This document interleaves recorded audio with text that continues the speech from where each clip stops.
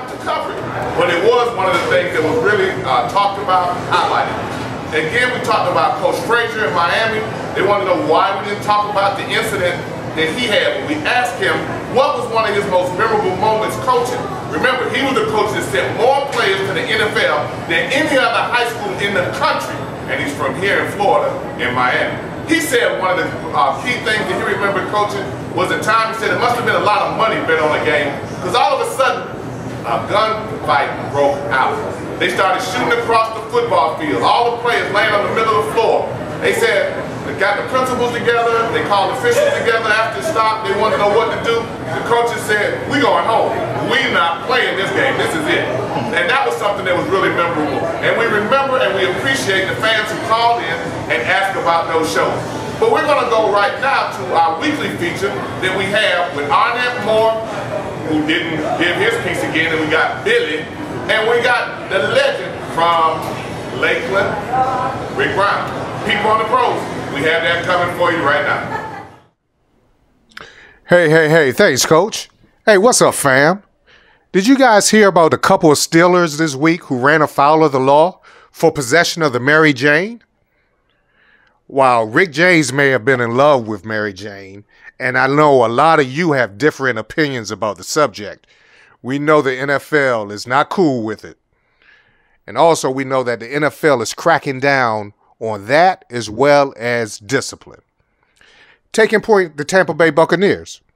Lovie Smith didn't bring a starter for their preseason game at Buffalo, and then he sat another starter down for the first series. The explanation was violation of team rules. And while we don't know what the players did, we do know one thing for sure. Lovie Smith is not playing. He has a set of rules, and he expects his players to follow them or suffer the consequences. One former Chicago Bear player told me that Lovie is like your father, and you never want to let him down. One former Buck player learned that lesson the hard way when he was traded for being in the news for things other than football. Are you listening, folks? You better tighten up. Look, we don't know how good the Bucs will be this year, but one thing we do know for sure is that they will be disciplined. And that, my friends, is a good thing. Well, look, that's it for me. Follow me on Twitter at RickBrown91. For insights, this is Rick Brown. Back to you, Coach. Hey, everybody. This Billy. I'm doing the locker room rant. Arnett Moore gave me a chance to be able to do it again because he ain't sent nothing to Coach. So, Coach had me fill in for him. I'm trying to be a regular doing the college beat for him on the locker room rant. But, you know, football hadn't even started yet, and already they spending everybody. Now, Charlie Strong, he out there in Texas. He the new coach. He was kind of controversial person. He wasn't a real popular pick over there in Texas, but we know about Charlie because he was over there in Florida when he helped them build a real good program. Some of them boys done got a little hard-headed over there with Charlie. Charlie done suspended 5 of them already. Alabama, they done suspended 3. The leading rusher at Wake Forest, they done suspended their leading rusher already. But one of the things that just don't make no doggone sense to me, they always got FSU in the news. Now, that's one of the things, I guess, when you're the national champion, they keep you in the news, keep something going all the time. But they was messing with Jimbo Fisher about his son. They back in November 2nd, they beat Miami. His little boy Ethan ran out there, gave him a hug and a kiss to his daddy. They gave him a hard time because he had an Under Armour shirt on. Now I can send him an email about it. The senior associate AD Monk, he ain't say nothing to Coach Fish about that because dadgummit, I know I'd have had some problems. Y'all tried to say something to me about what my son was wearing. There'd have been some problems and some issues there. But they ain't never say nothing to him about it. But ESPN ain't had nothing else to write about, so they made a story about it. You need to leave that man and his son alone and let him wear doggone it whatever he want to wear.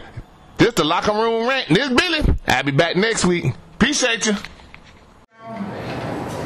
And we had the locker room rant and the people on the pros. And after this break of insights, we're going to come back with our guest, Caleb Marquis He got like 18 different pronunciations on that middle name. And then he got the last name Davis.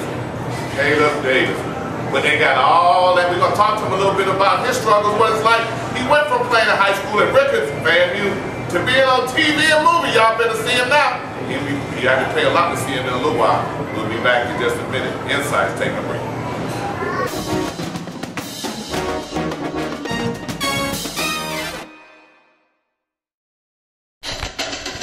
Casinos by Events. It's a place for all your formal wear and for your nice suits. They fit everyone, and especially the big and the tall. Casinos by Events. They fit one and all. Tell them Coach sent you. Go by Casinos by Events. Tallahassee Mall.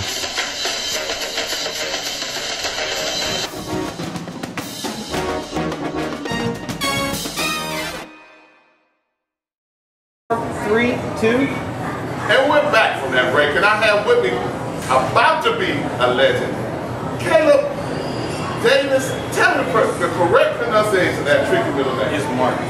Marquis. It's spelled Marquis, but it's Marquis. Or somebody with bad handwriting might have wrote on the birth certificate. No, it's French, but it's the Q with the K sign. And what is Caleb? Caleb is Hebrew. Oh, you are custom man. Man, you better come on. Oh, boy, what's up with that? This is a young man who started at Ricketts High School. We were just talking off there. He started as a Redskin and left as a Raider. He was involved in that name change. They flipped it up on us. After my sophomore year, we got a little feedback on the name and sort of racial slur. So we changed that to the Raiders, and we still turned out great. Okay. I started as a Redskin and came out of Raiders. So, back during that time, what was your feel? You didn't really matter you one way or the other? I mean, I definitely agree with the Raiders change. I mean, I wouldn't want to say anything negative about ethnicity, anything like that, any racial. So, I mean, I feel a little pro. I had no problem. Okay. Now, you gotta understand, as we go through this interview, he does a lot of TV and movies and different things. He's a budding superstar. You want to make sure he had the right profile. You want to know if the light was correct, things like that. He had Jeff Walker on his toes over there, making sure he was showing his right side. Right.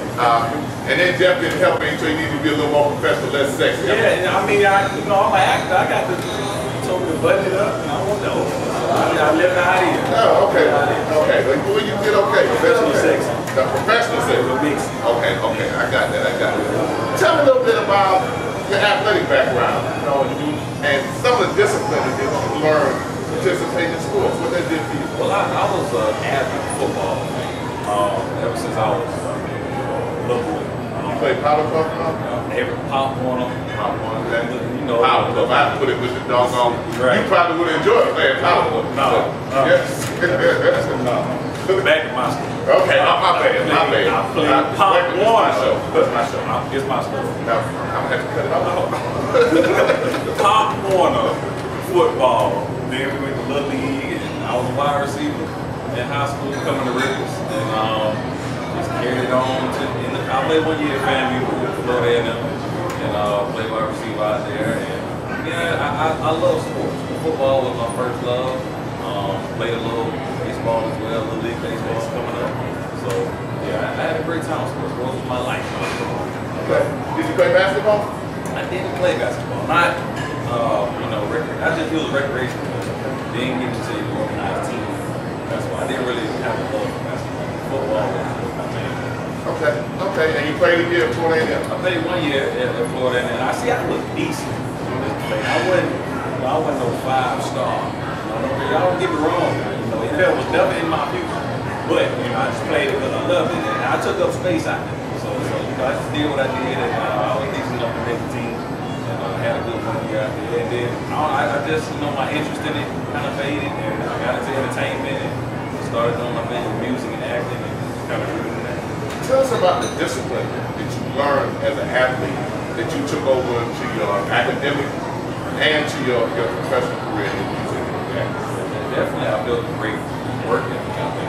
My athletic experience. A lot of coaches played a great role in my life, teaching me a lot of discipline, a lot of work ethic. Like I was saying, I got so much instructions on how to just better myself as a man, take responsibility for my mistakes, things of that nature. And I owe a lot to my coaches. From Pop Warner to high school, even through college, they just paved the way for ensuring me. a great experience. Okay. Now, INSiiGHTS is going to take a break, and we're going to come back, and what we're going to talk about when we come back is some of the trials and tribulations that Caleb had to be able to get to where he is today. His journey hasn't ended, but we're going to talk about some of the trials and tribulations that he had to get to the movie screen. Okay.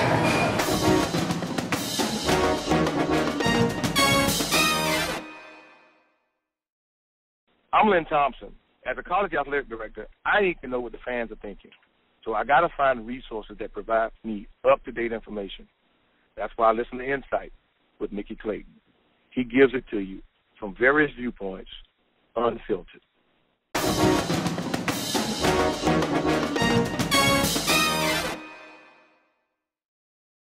Yeah.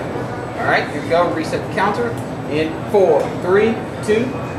And this is INSiiGHTS, and this is Mickey Clayton, your host, and I'm back with Caleb. And Caleb, I was able to, we try to research our guests and find out some information, find some things out on Model Mayhem about you and all. We're able to get some of the pictures that we've been able to use to help promote your appearance. The good pictures. And in it, it talked about some of the adversities you went through, even being homeless. Yes, sir. I took my dream took me to Atlanta. I prayed on it, and I just really wanted, just to chase my love in the entertainment business. And Atlanta was the city that was really just the epic of everything that was going on for entertainment. And so I moved up there in the summer of 2009, and all I had was my car and a trunk full of clothes. So, Lord willing, I had a friend up there who let me stay with him for a couple weeks. I was sleeping on the floor out there, but then it got kind of rough because it wasn't actually his house, it was his friend's house. So it was my friend's house, and he kind of got into it. And so I moved out, and I was in my car for a few nights, but I made it work, and luckily I had a little money saved up, and I got my first apartment, and God blessed me with a job a few months after that. So it started off pretty rough for me, but I made it work, and I started building from there, and made some things work. At any point during that process, did you question what you were doing? Because even though I had got my first apartment, it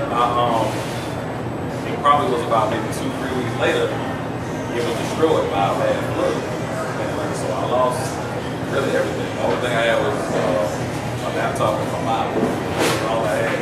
I came home, everything was gone.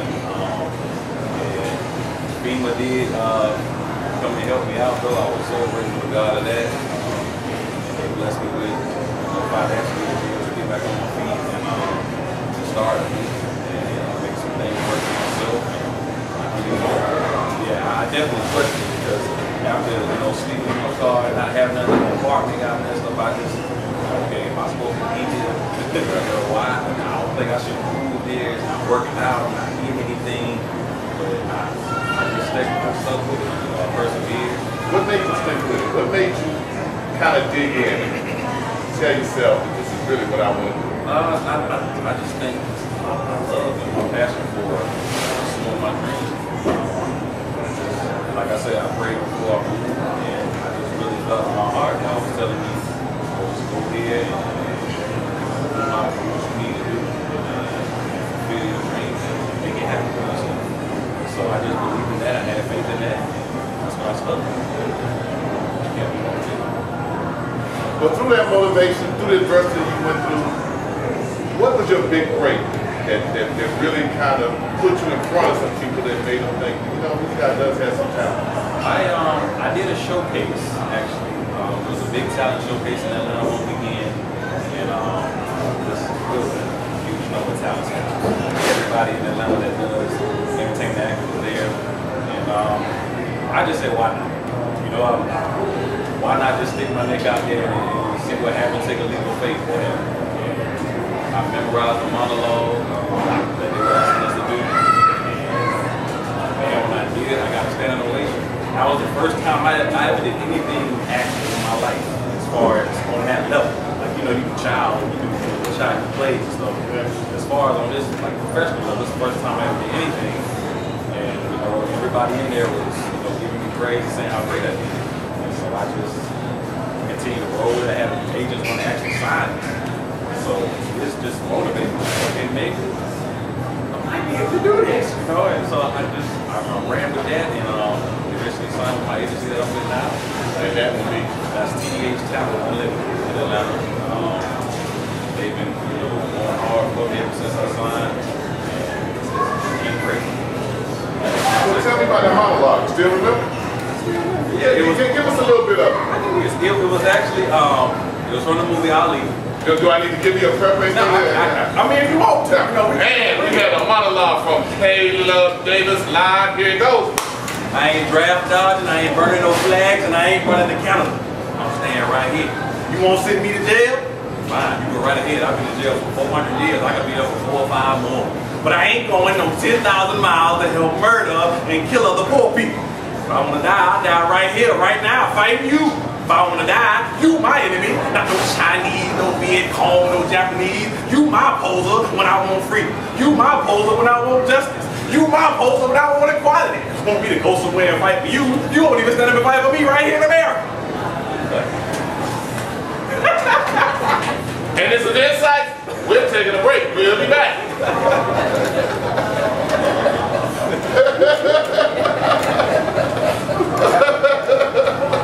Oh, that was good.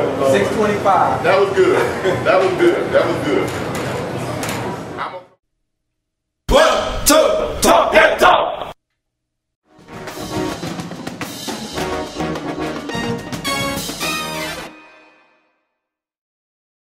I'm Frederick Humphreys. I'm the former president of Florida A&M University. I've been affiliated with Florida A&M for some 30-some years, and I want you to know I listen to INSiiGHTS. It's a wonderful program, and I want to encourage that you do the same.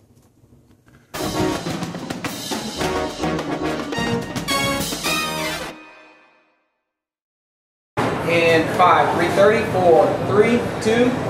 And this is INSiiGHTS, and we're back with that budding star. You got a chance to see it live. He didn't know he was going to do that. We just put him on the spot. And you did well with it, ran with it. I had to get a handkerchief out and try to pull him off, because he was burning up here in Cody's on location here in Tallahassee, Florida. He did a heck of a job. He's been through so much, and there's a story behind it. We tell people all the time that you go through different things in life. Adversity, not always for you. Sometimes it's to help other people to know that they can persevere, that they can hang in there and be successful for what they're doing. What I would like, we have a segment that we call Conversation with Myself. You didn't know this was coming now. And Just bringing stuff. well, I'm bringing stuff on you. And I want Caleb to talk to little Caleb in about 11 or 12. And I want you to talk to him based on all the things that you know that's coming up for Caleb. And I want you to take a few minutes and tell him what he needs to prepare himself for to maximize the opportunities and things that are coming. Tell him whatever you need to tell him from the future, from Caleb now to little Caleb, on what he needs to do. And I think whatever he tells you is going to be something I think you need to listen to. I would just tell little Caleb that first and foremost, you need to keep God first in your life. Even though I know you're young, you're 11 years old, it might not make a lot of sense to you now, but trust me, in the future, we'll keep God first in your life. Stay prayed up. Work hard to achieve anything you want to achieve. It can definitely happen for you. I would say to prepare for rejection, prepare for failure, because it will come, but it's about how you bounce back from it. That's what builds your character. That's what a lot of people slide off. They fail and they quit. If you quit, they'll never make it. So always remember that you're going to see failure, you're going to see rejection, but it's about how you bounce back, how you attack it. Little Caleb, I'll just take that. Keep God first, stay prayed up, work your butt off. I guarantee you, man, if you keep those characteristics, definitely. That was good. That was Conversation with Myself, sponsored by Casinos by Vince. As we go to close, I'm going to put it back on the spot, let Caleb continue with the monologue, and we're going to close with him. We're going to close with him. You tell somebody, listen, he want to come see me, he better come see me. You want to use your money, then you put it on Sunday. I'm going to be all over. They going to see me. I'm too pretty. I'm too fast for them. That's all right.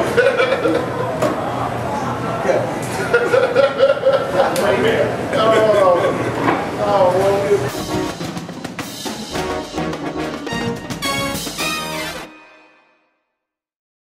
Stay up to date with the latest from INSiiGHTS. Visit our website at INSiiGHTS.com. 2 I's in the middle, INSiiGHTS.com.